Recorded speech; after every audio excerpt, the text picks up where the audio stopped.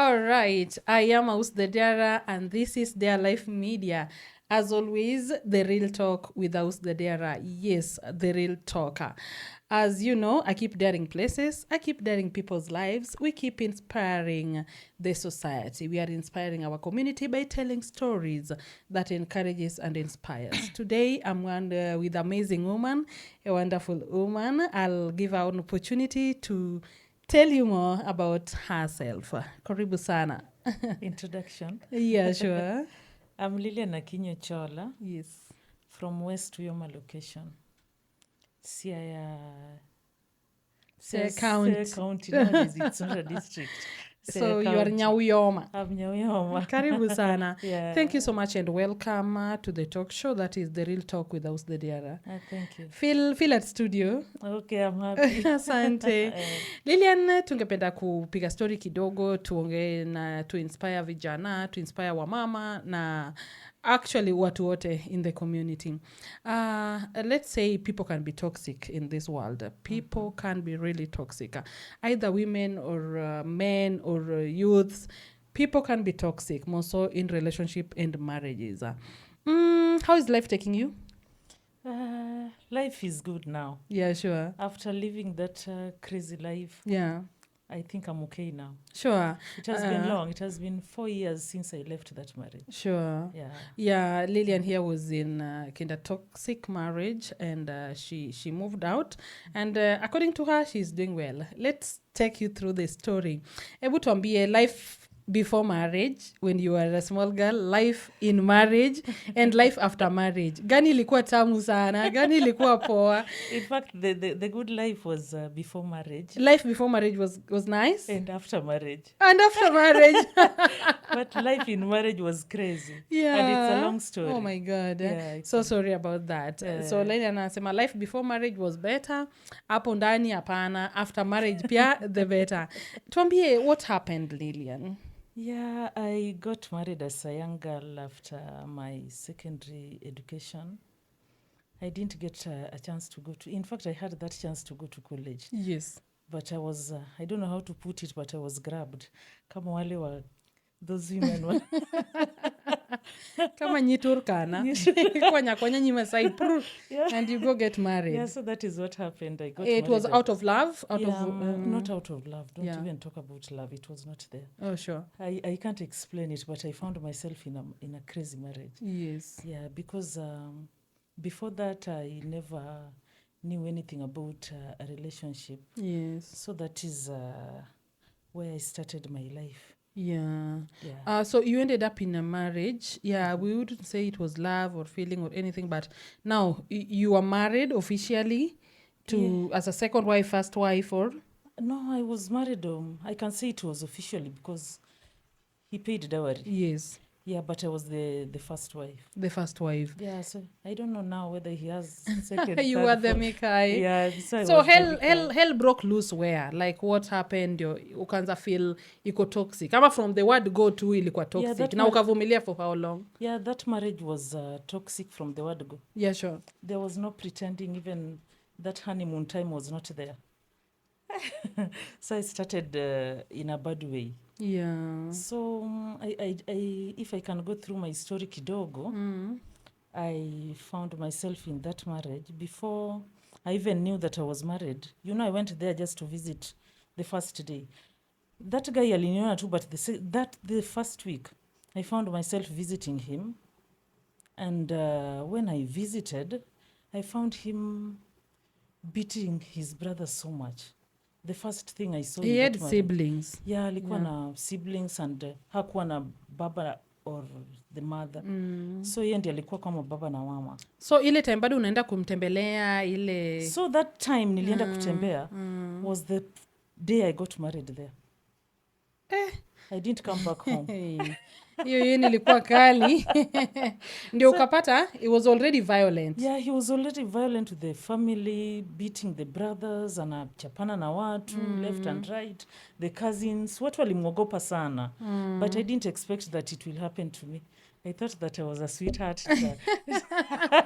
I'll be treated kwa society ni mtu alikuwa anachapa watu, mtu violent, watu ni mtu wa kelele. Yeah. Yani hata kama anakuchapa hakuna mtu anaweza kukaribia that anakuja kukusaidia. Wanakuacha tu. Yeah, because si watachapwa or they'll be killed. Yes. So you just stay away from the violence. Yeah. Watu wanaongea tu huko nyuma lakini so you stayed here as a wife now? Yeah, I stayed as a wife for 17 years. Hopa kukuchapa the first day, the second day, or even the first week, or even the first month? Ilikuwa tu kelele. In fact, mimi nilikuwa naitwa nyako. Anakuita nyako.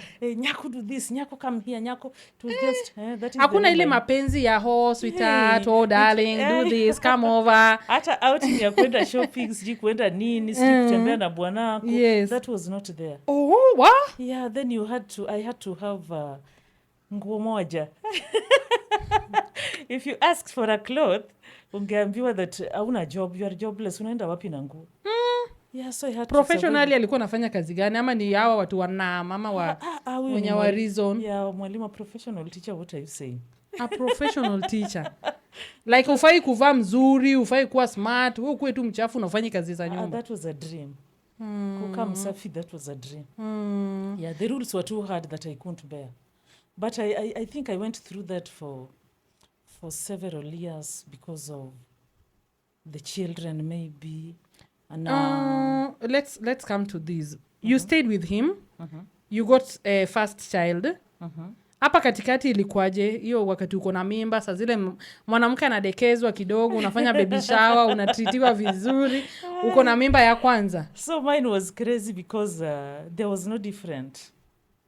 Yeah, there was no difference between whether you are sick, you have a child, you are pregnant or what. There was no difference. Things were the same. Kama ni kuchapa, unachapa tu anytime he feels like. Kwani because he was somebody I would like ask ni mbona sasa ukurudi home kwenyu ama uko na wazazi ama so that is where the problem, because the guy, in fact aliniambia when I had my first pregnancy. Yes. Aliniambia that nimeshikwa na, what do we call them? Yeah, kilo that amenishika na hizo madawa. Ametembea chini ya waba, chini ya maji, ile ako na kadawa. Alikwambia amekushika na dawa? Si aliniambia sitaenda mahali. And that is why he was so courageous doing those things without caring. Na wewe huku feel unafaa urudi home, uambie wazazi. I felt from the first day. Yes. Because I wasn't supposed to be there. Nilijua nitaenda to the very day. In fact nilitumwa mamangu alikuwa daktari. Sasa alinituma siji quinine na other things. Yes. So nilienda na pesa ya mama, my dear. Mimi nilienda tu na ulienda katedo na pesa ya mama? Yeah. Alafu anashinda kikwambia amekushika na dawa. Yeah, I couldn't live. So the first day alinidanganya that I'm going to school, the following day utarudi, you'll just go back. Si alirudi saa 4 usiku. The following day siria akarudi siji saa 5. Ilikuwa tu hivyo for 2 weeks. Na uko mgeni, miaha until not even miaha visitor. Ikaenda hivi mkapanga sasa dowry payment ama mkapanga harusi. Came years later. 7 years later. So you got your first child. Na hii mateso tu, hakuna kitu unaweza fanya, uwezi ngara, uwezi enda chiro, uwezi kuwa tu smart. Uko tu a human tu hapo tu. For the first born, the second born, and the third born. You got how many kids with him? 5. Seriously, Lilian. Like macho ikufunguka, what happened? Hiyo ni dawa sasa ilitoa wapi hawa? Hiyo ndio dawa ina gani? Siku utashikwa na madawa ndio utajua. Guy, because I can't even explain Guy, Lilian. Because the first one, the second one, the third, even the fifth. Macho, the fifth child in a toxic marriage. Nowadays I'm sitting down and I'm asking myself how I went through all that. Ebu tell us, alikuwa nakufanya nini? Unafanya nini na hii life ya marriage? Like what I was doing, like what? Kwa nyumba sasa uwe ni bibi yake. Alikuwa nakupiga, unapika, shamba, nini? Ama mlikuwa mnaishi aje? Hey, you do everything in the home. Hiyo ni kazi yako. Whether you are pregnant, lactating or... Yani things were the same. Yeah. Kila siku. What would you say? Ni mwanaume tu kawaida tu ama alikuwa anatumia pombe ama drugs? Yeah, drugs. He was in drugs, that is one. Alafu alikuwa anapenda hizi madawa. Unajua kama uko na Mungu, kama wewe you have your God. Yeah, sure. If you have your God, unajua tu Mungu atakufanyia everything that you want. So the guy alikuwa na his miungu. So he knew that hata akinichapa namna gani sitatoka. So he did it to... That was crazy. but I survived. 5 kids. 5 kids. We have 5 children. Na ukuiambia hata mzazi like useme story ama your sibling, your sister, I told ama them. even your friend, umwambie tu enyewe mimi nateseka kwa hii Si marriage. nilitolewa huko sijui mara ngapi my dear. Na nani alikutoa? Mama. Alikuja akakutoa? Mara kadhaa. Even my dad nilitolewa more than 4 times I think so. Alikuwa ananitoa anaenda kunifungulia business, kijana ananifuata huko anaharibu business narudi kwake. Wazazi walikuwa nakutoa? Lakini nafunguliwa business mbali na yeye na hao so that I stay away from this guy because even his place is not far away from our place. Ni place unaweza kutumia 100 na pikipiki ufike. You can even walk there. So the parents tried. So your parents tried. So they wanted me to do something away from the guy. For an example of which business ulifunguliwa? Like nilifunguliwa business ya duka. Na hoteli at the same time. Nilikuwa na customer sawa Makasembo. Wapi hapo Makasembo? Huku Kisumu? All the way from Uyoma? Nilikuwa na customers. Hapa Makasembo Kisumu? Olivia. Ukafanya tu kazi vizuri. Uko na clients unapata pesa yako. Unaishi tu at least vizuri. Unakuwa unaitwa Mama Chapo. Nilikuwa napika chapati vizuri. And I even employed people. I was unemployed. Vizuri tu na maisha yako. Alafu nini ikafanyika ukarudi kwake? Si alianza kukuja. In fact the first day nilishangaa nilishtuka alikuja kaniletea lollipop. Kichwa ikaanza tu unaona stars. Guy Lilian, at least now you can laugh. The last time I hosted you were still emotional. Hivyo tu lollipop. Na ni kama ameweka dawa kwa lollipop. The following day akaniletea tena lollipop. Na sikuwa nakula hizo vitu. Sasa the guy sijui kama aliacha hata kwenda shule. I could leave the shop alafu the following day naambiwa that this guy was here. Alikaa hapa. Sijui alikuwa analala wapi. Sasa akikuja anakuambia nini? He used to talk with me a lot. Anakuja tu anaongea na mimi. But you just find you're not yourself again. You're not even seeing what you are doing there. See, within 1 month or 2, I left that place. Ukaacha biashara? Niliacha biashara. Ya Lilian. Akabomoa duka akabeba hizo vitu kwa gari tukaenda. Mnarudi na yeye? Kwake? Na umeambia wazazi? I didn't even want my mama to know. She didn't know. So ukanyamazia tu wazazi hawajui? But unfortunately, that is the last time I left. So, after 2 months of me leaving, my mama alikuanga na pressure. So that is why sikuwa namwambianga mambo yangu sana. So after 2 months alisikia mahali. Akanipigia kwa simu because sikuwa nataka hata kuongea na yeye. Akanipigia kwa simu ya jirani. Na unajua that was my last talk with mom. After kuongea na yeye, hakukaa for 1 week. She succumbed to pressure. Akakufa. Mama alikuwa mtu wa pressure. Anakujaribia vile mtu anajaribia. I always blame myself on the death of mom. Naona tu I played a big role in her death. Because alikuwa ananipenda sana and she tried to remove me there. Na huyo jamaa pia alikuwa na madawa zake. It was just so Lilian, nikikwambia like mtu ameshikwa na dawa, huyo mtu aoni, macho yake haijafunguka vizuri, you'll agree with me? Mtu akikwambia hivyo 150% because I saw it. Watu wanasemanga tu hakuna madawa because it has not affected them. But mimi I lived in that. Nilikuwa nakunywa hizo vitu, naletewa naoga nazo, sijui nini. Hizi dawa za kienyeji. Alikuwa na renew hiyo dawa every week. Every weekend anakuja na dawa unaoga nayo. Alikuwa anatoa wapi? Sijui. Si unaletewa tu dawa una nini. That was so crazy. You bathe with the dawa even for 1 week, for 3 days. And hizi tu mchanganyo za kienyeji. And you have to do it because he's the husband. But you don't even know why you are doing it. You just find yourself, you just flow with the current. Watu wanapitia hii maisha kweli. Guy, tell us. And then now the kids? The kids are there. I'm happy they are old now. Ni watu wakubwa. Like your first born ako how many years old? Anamaliza university. The second born ako second year. The third one anafanya form 4. The first one ako form 1. Then the last one now class 4. As a teacher, maybe colleagues wake na wenye walikuwa na waona majirani, walikuwa naona hizi vituko zote, what were they saying? Watu walikuwa wanaongea tu kando. Watu walimuogopa. But the relatives who tried to correct him became his enemies. si mtu wa kurekebishwa, sijui unamwambia nini hapana. You didn't feel any love for him, any good feeling for him vile? In fact, I didn't even know what love is.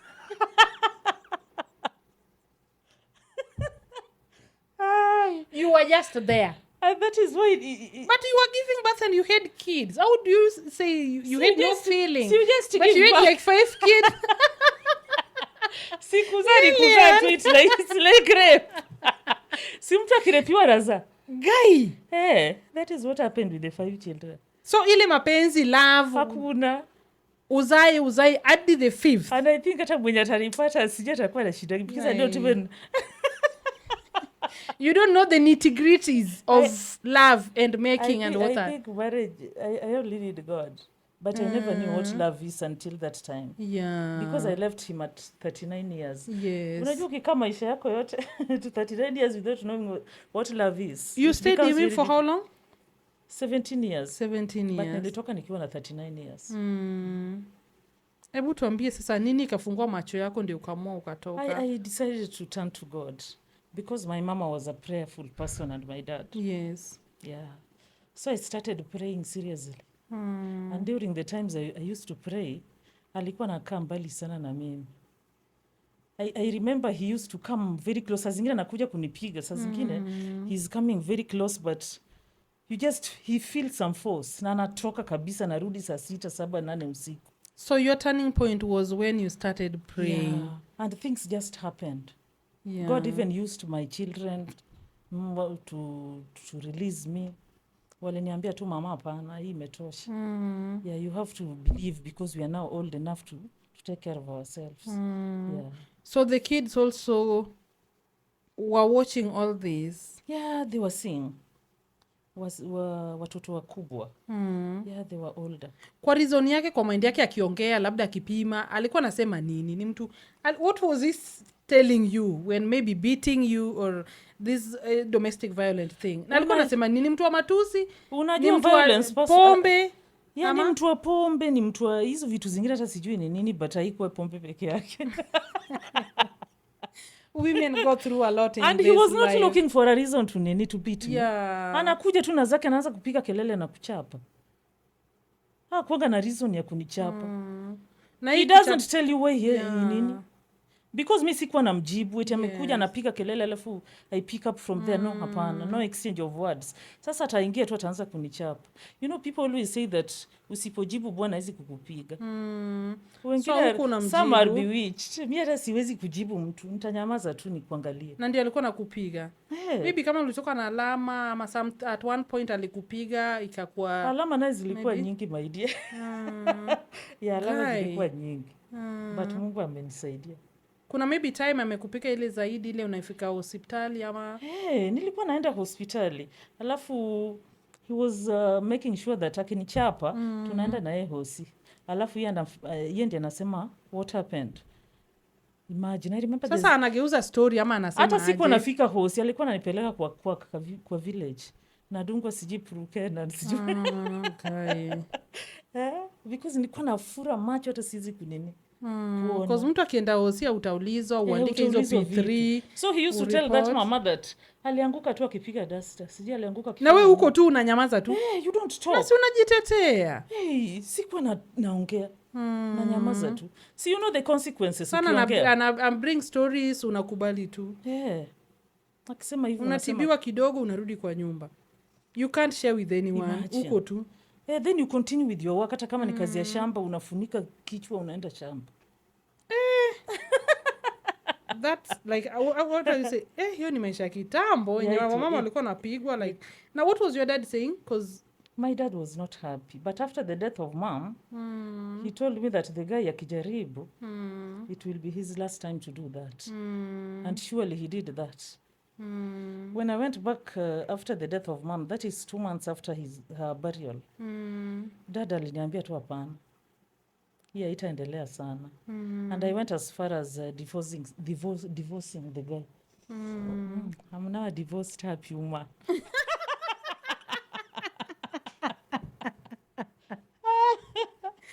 people are going through a lot in these marriages and relationships. Imagine, but It's I'm happy true. now. I'm happy Oh now. my God. Yeah, I'm doing We are well. daring Lilian and we really want to know more. I know you may be going through the same, but there is that time. Lilian will advise, and also we have a counselor in the house. He'll also have a word to say to counsel and to inspire and to at least to encourage you in case you are going through such like moment for that Lilian went through. So Lilian, you stayed in this marriage for 17 years. Yeah. 17 good years. 17. Uko kwao, ushago, mnalima, mna survive. Unafanya Yeye anafanya kazi, anapata salary, anafanya shopping, analeta. Alijua kufanya shopping kweli. Guy. Nilikuwa naachiwa 100 shillings na niko na 5 children. That is the much he could live. Primary school teacher or secondary? Na afanye shopping kwa nyumba. Hiyo 100 ndio everything. So mamangu alikuwa ananisaidia sana.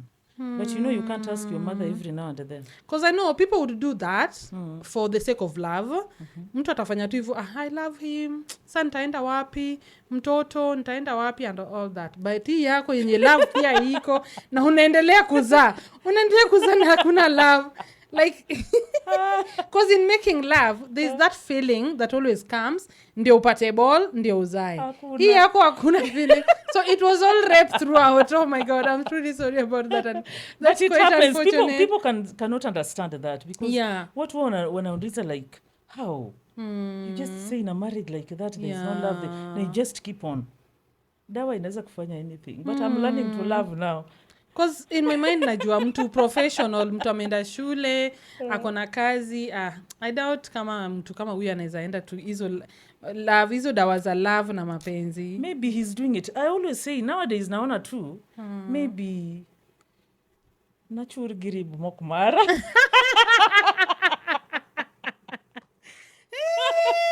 Toribi nini Samoro mara isindo. Ayu arakijasem. It was just simple. So yeah, it's like you are forcing this. You are really forcing it to just work, though it didn't work. I don't know how I went through that. So we kutoka kwake ulimwambia, mlipiga story hivi, cause hata sioni element yenu ya kupiga story. Mlikuwa mnapiga story vile mama na baba anaweza piga story. Hata kukaa kwa kiti hivi how? Akikaa kwa kiti hivi unatoka na back door.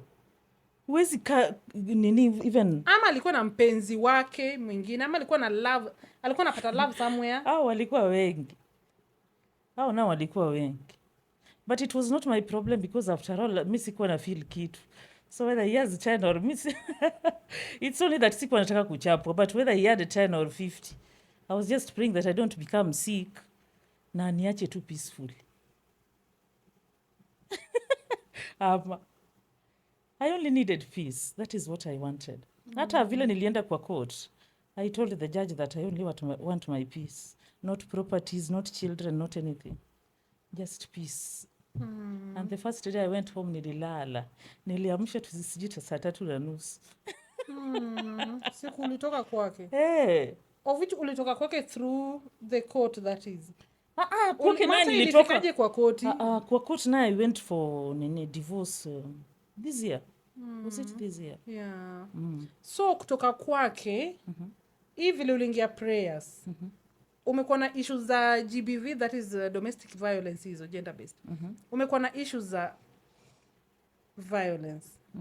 Imekuwa hivi ukazaa watoto wa kwanza wawili up to 5. You are here, it's toxic, you're not happy about it, umevumilia, uko tu nyumbani, but now ukaamua kutoka. Before kutoka mamako alikufa.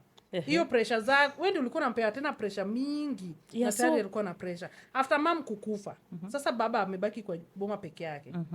Ndio sasa ukaamua kutoka. Not that even niliamua kutoka after the death of mom. In fact alikuwa anataka nitoke the same day that I buried my mom. Utoke wapi? Si kwetu. Ulikuwa mazishi nyumbani? Mama amezikwa, nataka turudi na yeye. Hiyo siku ya burial. After umezika urudi na yeye. So alikupenda sana ama sasa? See, maybe he was missing his punch bag. What can I say? Yeah. But so you took how many days? But nilitoka the third day. The third day. So the day niliingia home kwake, akaanza tu matusi na kuniambia vile my mom protected me a lot. Now he want to deal with me seriously. In fact alitumia the word nini, ruthlessly. I want to deal with you ruthlessly. Na we huko tu. And you will know who I am. Na umezika tu mama 3 days ago. Vitu zingine hata zikaangi. Na mama alikufa tu, mama amekufa tu hivyo amemworea, imagine. Alafu mtu anakuambia hivyo. See, the guy alikuwa ananichapa now mercilessly. Hey, aliongeza. Au hakuna siku ulienda kwa polisi maybe? Kwa serikali, polisi. There was a time I went. But niliandika tu OB. Unajua hata polisi wa huko walikuwa marafiki zake maidia. Walikuwa nasema tu okay, just go and nene. Hiyo ni family issue, you just solve it. They don't do anything much about violence, gender-based violence, which is very wrong. Yeah. Even that woman who died recently, that athlete. Yes. Did you hear the story? Si alikuwa nasema that she used to go to the police, amefanya nini, ameenda kwa families, nini, but nothing happened. Yeah. At the end of the day, she was killed. So it's just about taking care of yourself. Yes. And that is what I'm doing now. Yeah. So when you were leaving, akusema kitu akukufuata? Alinifuata sana, and that is why I even went to the police. Because alinifuata sana. He could come to our home, karibu na nyumbani, hata usiku. You just see him around. So I didn't like that. Nikaenda kumreport because that was not of goodwill. Yeah. Nilimwogopa. Now ulirudi tu kwenyu? Yeah. Ulirudi ukaishi tu kwenyu? Nilirudi nikaishi tu na dad. Na mtoto wangu mdogo huyo wa class 4. Alikuwa mdogo, alikuwa class 1. Hao wengine? My children. So walikuwa home, but it's good wanakanga boarding school. They don't stay at home. Who takes care of them? The dad is with them. Wanakujanga kuniona, they return there. Yeah. So you just decided to stay with your dad at home? Yeah. Na saizi unaishi wapi? Labda umeoleka, umepata pali? I'm staying with my father, but partially married. Partially married because I have to take care of my father. Yeah. I just visit for a week, 3 days, then I go back to my father. Okay. Yeah, I have to be there for him. Yeah. Because hakuna mtu huko. Yes. Somebody would be going through the same what you went through. Watu wamenyamazia sana. And what we've said that most of these cases hata watu wa follow. You end up umebaki na alama, unaenda up umebaki hospitali, unaenda up maybe umekufa. Na wengi wamekufa in such kind of marriages, such kind of toxic relationship and marriages. Wengine hata wamejiua, a lot happens. So I would say God saved you. And I would really want you to talk to that someone who might be going through that in a relationship or marriage. Those who have left or what? Yeah. Either in the same situation or they have left. In fact, those who are in the same situation, I can only tell them to pray. Yeah. Because mercy, it's not easy kutoa mtu kwake. Kutoa mtu kwa violent relationship. They always have different views. Wengine wanaona ni kama hiyo ni mapenzi, mtu akimchapa ndio mapenzi. People have their different whatever, the way they take it. So what you can tell someone is to pray. Yeah. You can't tell someone to pack and go, she will not. Hata ukimtoa atarudi tu because hajaona reason ya kutoka. So it's not easy to tell someone to walk out. Yes. It needs a lot. It takes a lot to decide. Kutoka ikwangi rahisi. Kuamua tu ati sasa I want to leave this man. Kwa violent relationship haikwangi rahisi. Yeah, those guys sijui wanakuanga na nini. Because unapata mtu anapigwa, anachapwa, anateswa na amekwama tu. Huyo mtu hata maybe hata ni jirani yako na muenda kumwambia like. I would say mbona ukwame juu ya watoto? And for the sake of my kids now. What in fact atakosana na wewe atakwambia uende huko. Unamharibia marriage yake.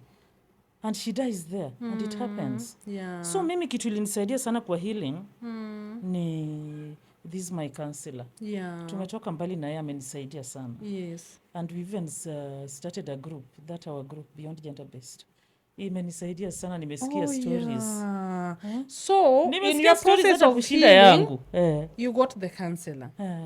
Ndio mlikuwa na hiyo sasa Beyond Gender Based Violence. Yeah. Oh yeah, sure. Take us through the Beyond Gender Based Violence. Beyond Gender Based Violence is a keyword to me. Yeah, sure. It helped me a lot. In fact, nilikuwa namwambia that we need to do something about this gender based. Yes. Akaniambia tu let us begin from here. In fact, my first story that I published nilikataa kupost and he forced me to do it, that is the way I will heal. Alikuanga na shida sana, akini cancel leo, the following day I'm worse than the way nilikuwa jana. It was not easy to heal. But hearing people's stories and how they go about their issues and what people are doing outside there, seeing people dying in the same situation that I was in, I was saved in, it encouraged me a lot. And I became a champion. Sure. Yeah, now I'm Of the just beyond okay. gender-based I think violence. I've just healed. That is why I'm laughing even now. Yeah. Those days I could even cry. Yes. But I'm okay. I always thank my counselor that he has walked me through a very crazy path. Hata babangu angeweza, because I used to cry a lot. Mi nilikuwa naenda kulala mapema hata saa 2 watu wakisha kula, and I cry.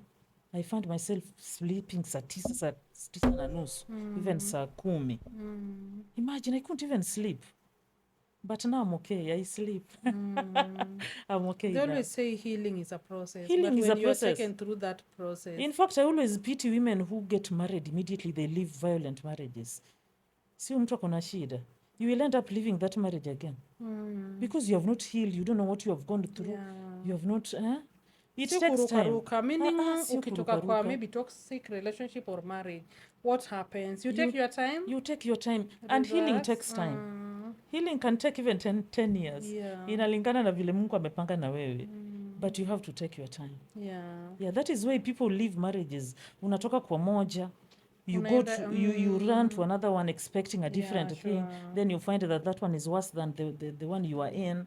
So it's just crazy. What watulie tu. From frying pan to the fire. Yeah, healing takes time, but I thank God for a counselor that I got. So it's about prayers and then the healing element, and then when you have the people surrounding you, like for now your case, you had your dad on your side. Yeah. Alright. Hapo pale tumefikia, ningependa tu kujua zaidi, like you are saying, it took you time to heal. Now you feel healed. What do you do at beyond gender-based violence? Moso mko wangapi na unasaidia wanawake wale wengine aje wenye wanapitia such kind of situation? In fact, most of such women, they don't wanakuja kwa inbox yetu. And I always refer them to our counselor. Yeah, it's not a physical group. Yeah, it's an online it's not group. a physical group, but we are planning to do it physically. Yes. Yeah, we want to go to another level ya kukuwa na offices and to have physical meetings. Yeah, we want to do it that way. But we have to start from somewhere. Yeah, sure. Yeah, so we started from this and we are planning that one. Ile mtu amekaa tu kwa marriage toxic, ile marriage mbaya ya domestic violence, utamwambiaje kuna watoto na na feel tu watoto ndio wamefanya baki tu hapo hata kama atakufa, unaweza mwambiaje? Siwe atoke tu shweli. Si anaona watoto ndio wame nyithindo tuwe kae wada nyithinde momi adak gengani. And that is where the problem is. Then you will die there. Why don't you decide and leave? That decision is the hard one to make. But you have to take care of yourself. Nyithindo kuburo donge piny kata kendgi. Without you. And they will just survive. So it's you to decide the kind of life you want to live. Yeah. You plan well with your kids. So whether I'm advising people wrongly or not, you leave such a marriage. Because I kusaidi. In fact, mimi I almost ran mad. In fact, naja neko. Sikuwa mtu wa kureason. I couldn't even reason. I couldn't even talk in front of people. Hata kuongea na mtu hivi. The frustrations, the beatings, it was crazy. The noise, and there was no peace. Kwanza, I used to go to meetings, poultry, farming, because nilianza farming after that. I couldn't even sit with a man like this. Hata tukienda meeting. Eti amekaa karibu na mimi. Hey, say feel tensed. Na amuona tu kama that guy. Yeah. Kwanza ukiniambia something about relationship or about marriage. Hey, si mtu na block tu saa hiyo. I feel so uncomfortable. I used to feel on men. Yeah. In fact, I hated men with passion. I always say that. Yeah. Out of what you went through. Out of what I went through. It's true, people can be toxic in this life. It's true, men or women can be really toxic. But how do you heal? How do you go through that process? it matters a lot. We are with Lilian, daring the life of Lilian and trying to put things in order. Maybe angetuambia pia saizi unafanya nini Lilian? What are you doing now for survival, for your own basics, and what have you moved on kabisa? Auhitaji ile salary yake ndogo ati mara naenda kwa fida nipate a part of See, I told you that even when I went to Nini to divorce him, I told them that I only need peace. At the court, you only needed peace. Not children, not wealth.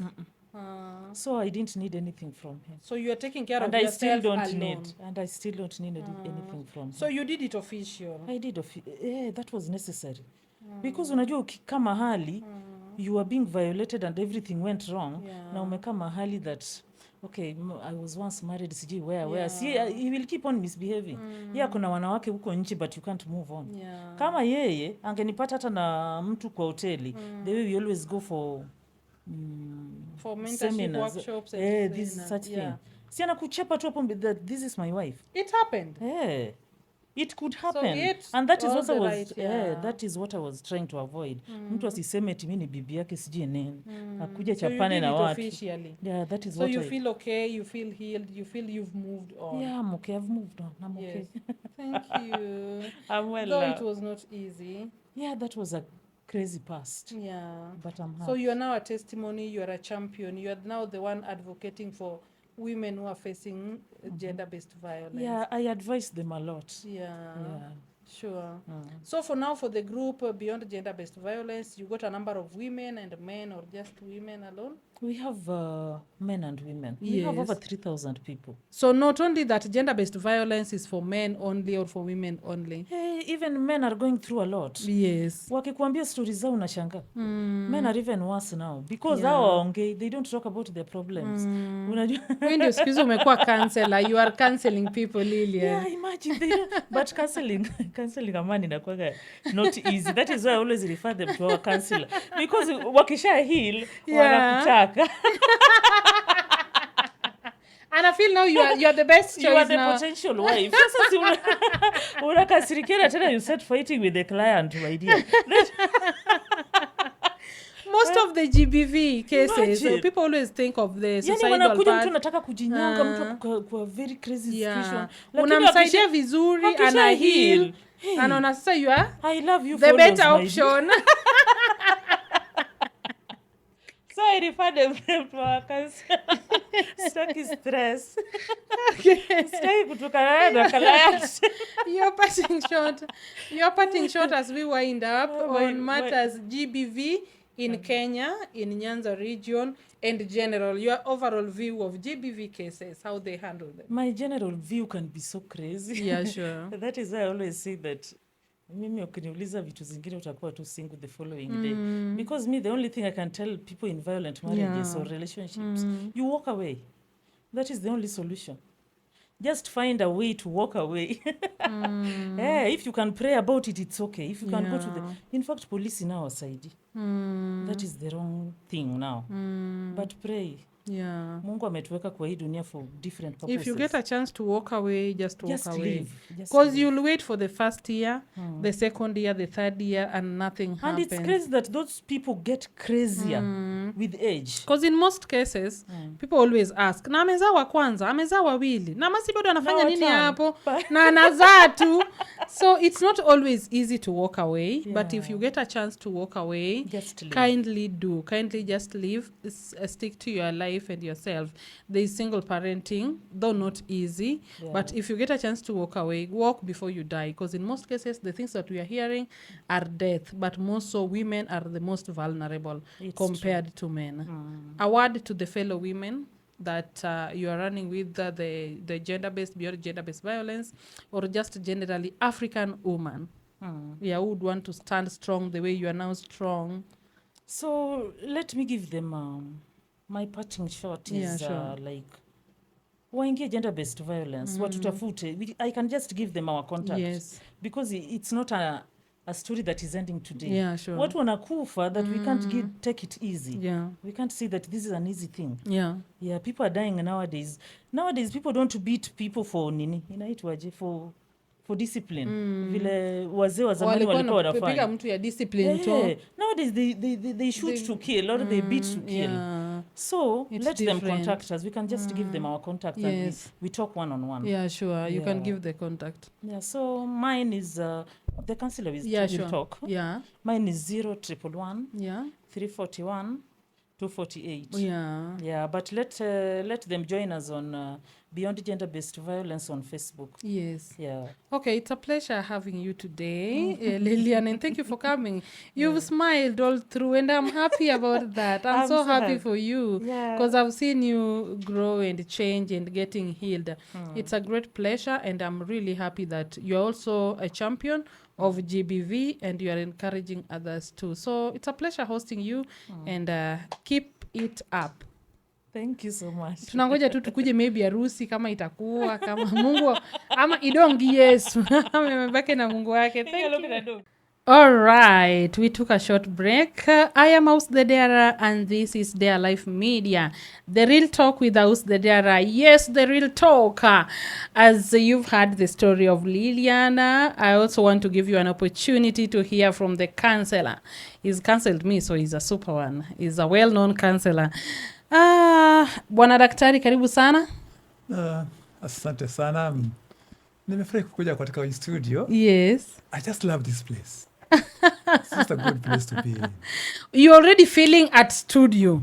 Yes, it's a very good place to be in. Yeah. I've just been admiring the ambience of the place. Yes. And I'm just saying that is A super step forward. Yeah. Yeah, and I'm very privileged to be here. Thank you. It's not just a place you walk in. Yeah. But it's a place when you come in, you feel at home. Sure. Yeah.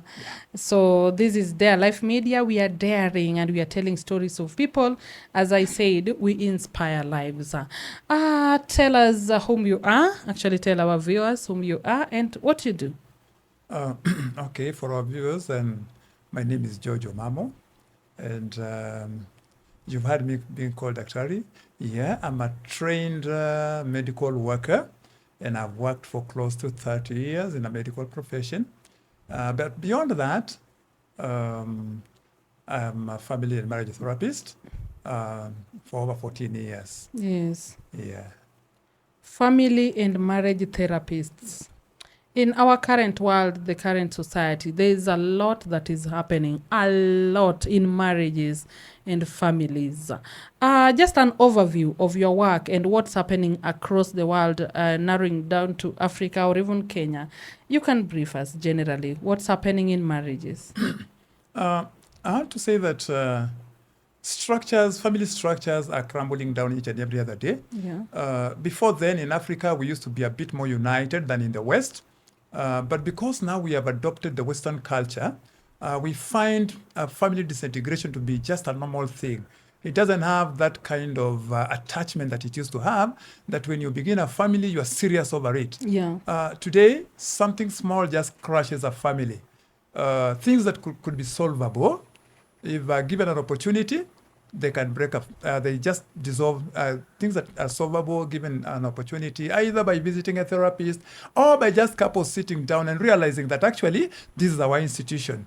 But you just find them crumbling down, and just relationships that the relationship is just dissolving.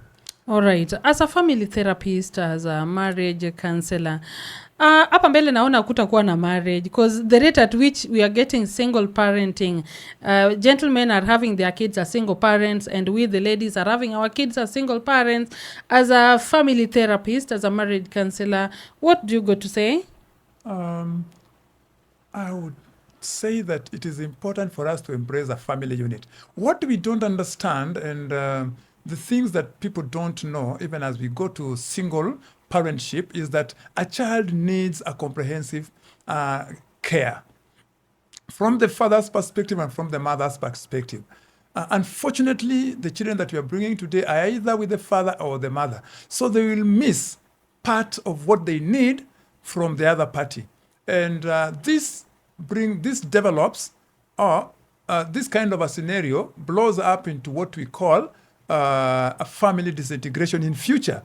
Because when children grow up they will not see the value of being in a marriage relationship. Yeah, sure. Yeah. When you're brought up with your only father and when you're brought up with your only mother, you feel like, why would I get into marriage? Yeah. Yeah. What we encourage, and what we encourage the mothers, I know that fathers as single parents, the percentage is too small. Yeah, sure. Okay, but the mothers are of a greater percentage.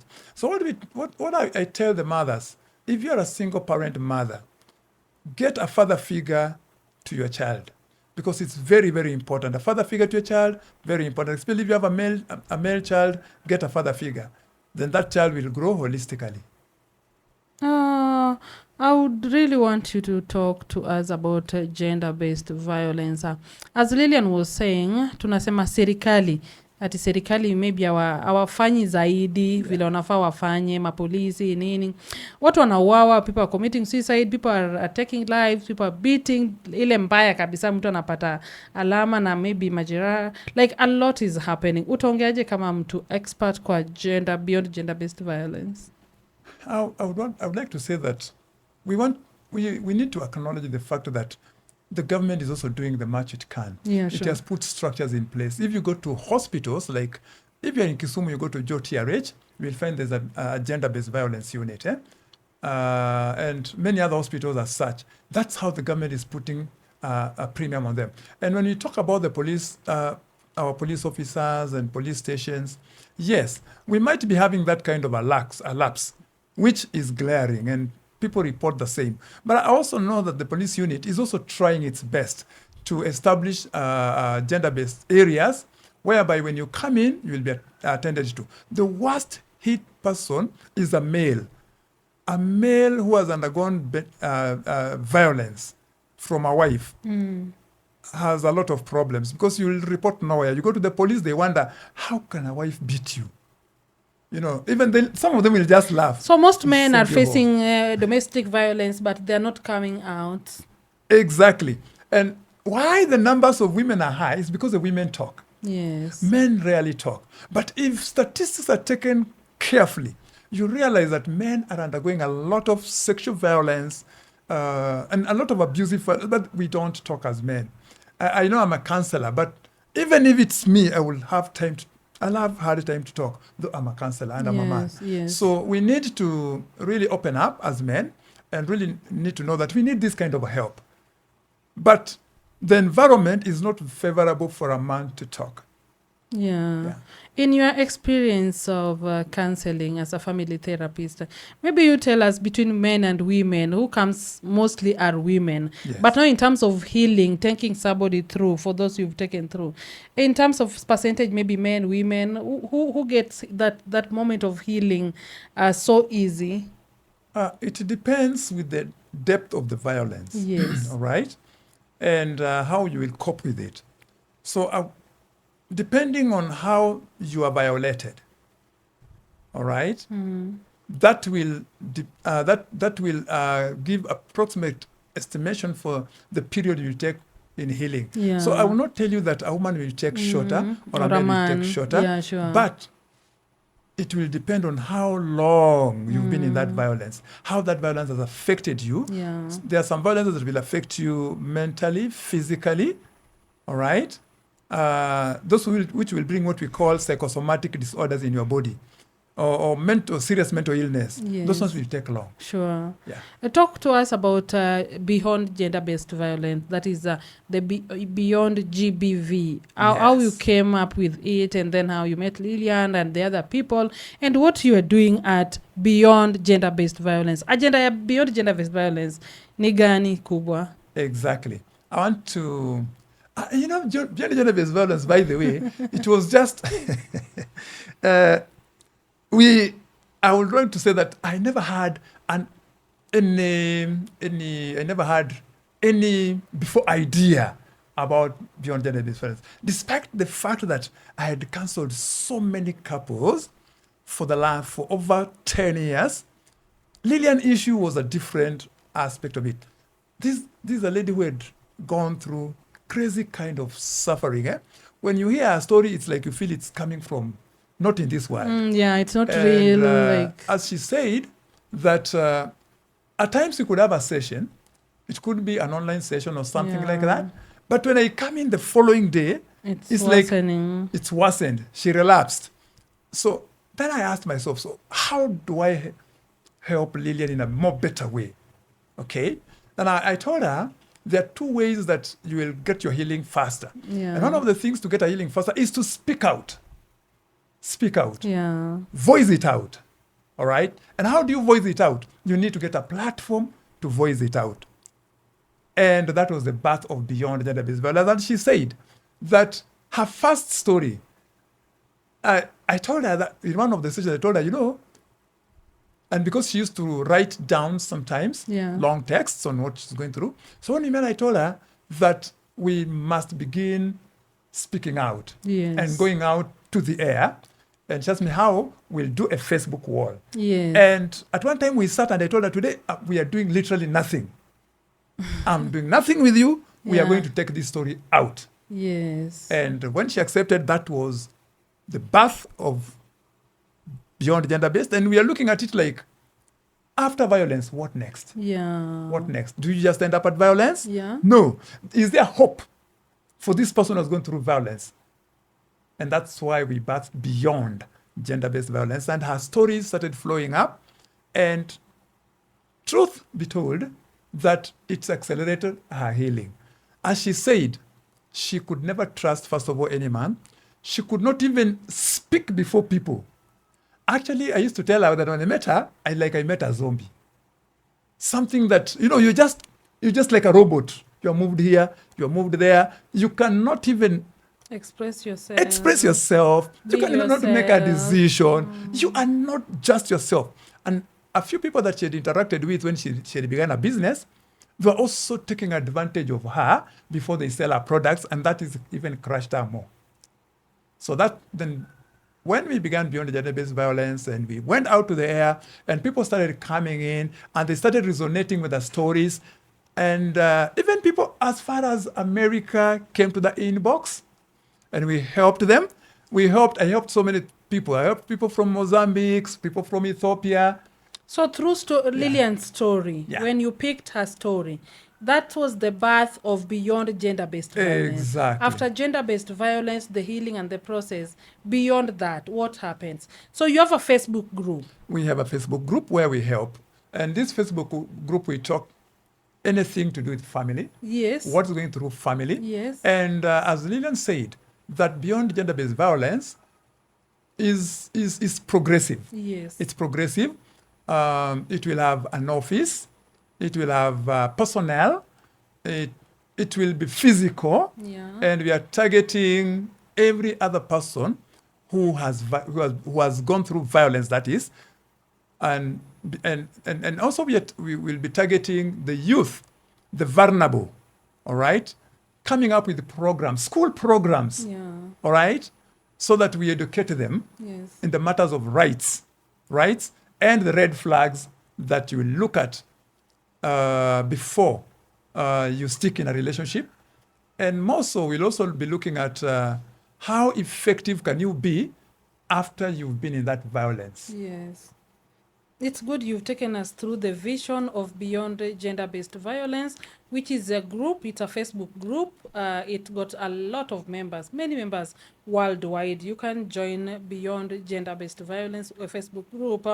But the process of healing, as we wind up, the process of healing as a counselor, I remember going through my other things in life, and then the process of healing was not that easy. It did come so fast.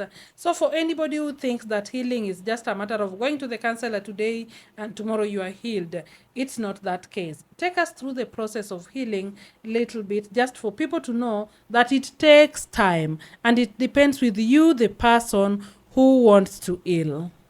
Yeah. First of all, when you get a person who has gone through violence, you should prepare a platform to resonate with that person. Yes. Come to the lower level where that person is. Feel that person. Get to know what the person is going through. Yes, you have had academics. You've gone through school. You've been told that when you start counseling a person with violence, this is the way you go. Those are school issues. Now, when you Theory. come to life issues, you must find what I call an entrance point to that person. If you will never find an entrance point to that person, then that person will never move a step further. For example, what do I mean? If you came to me as a counselor, I will tell you these are the parameters. These are our do's, these are our don'ts. So, and our session will take initial 7 sessions, and this will be how much you will pay. All right, that's professional. So then we start professionally. Yes. I'm likely to lose you in the process. By the way, such counselings that take place in that kind of a process, whether it's a married counseling or not, over 70% of them will collapse. But if you sat down and just sat down to listen to this person, and as the person talks, look at the entry point. Yes. It's through the entry point that you will touch the heart of that person, and that person will automatically get a healing. Yeah, sure. There's something called stress and depression. Mtu anapata stress kidogo tu anasema ako Ako depressed. depressed. No. Ama hujapatana na such cases. Mtu ako na stress Yes. kidogo tu ya do. And I'm depressed. no, let me tell you. Do you know counseling is a very crazy kind of whatever. And now we have what we call mental wellness. Did you know that mental wellness, for as much as mental wellness is a good thing, Yeah, sure. but it's doing more harm than good. I got so surprised these days that just a small thing. Somebody says, it's about my mental wellness. It's about so it's about your mental wellness, yes. Kapesa kidogo tu kame bounce. But- Ni mental But this is something that is solvable. It's solvable. So we hide in what we call mental wellness. Now, when you talk about stress is a very good thing in life. Yeah. Because stress opens you up. Yeah. You cannot be depressed because before you reach depression, Yes. that stress levels must be very high. Sure. But before you wind up, you asked Lilian something, and allow me just to speak briefly about it. Yeah. And you asked her, how did you stay in this relationship for this long? As for her, she told you it was because of witchcraft, and that's what made her stick in that place for long. All right? But in many people who go through violence, and you wonder why they don't come out of it, there is what we call Stockholm Syndrome or battered person syndrome. Yes. Battered person syndrome came from what we call battered women syndrome because women used to be battered. How does the syndrome work? Now, you are battered, you are beaten to the extent now you start sympathizing with the abuser. You get it? So it becomes a cycle. A cycle. So you cannot detach yourself from that cycle easily. You feel like, yes, I just need to be there for this person. It's like it's a benefit to be there to be battered. So crazy, and it doesn't even sound real.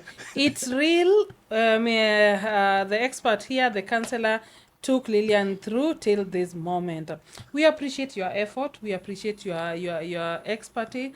We appreciate you for the good work you're doing, and maybe just to give us a contact and how we can reach beyond gender-based violence. You say you'll have an office. Looking forward to that, which is okay. But now we need to have a contact for the same. Okay. Now, the best way to Beyond Gender-Based Violence is you just go to Facebook. Yes. Just search Beyond Gender-Based Violence. There are many violence groups on Facebook, but this Yeah. is Beyond. It's just written Beyond Gender-Based Violence. When you go there into Beyond Gender-Based Violence, Yes. either I will welcome you or Lilian will welcome you.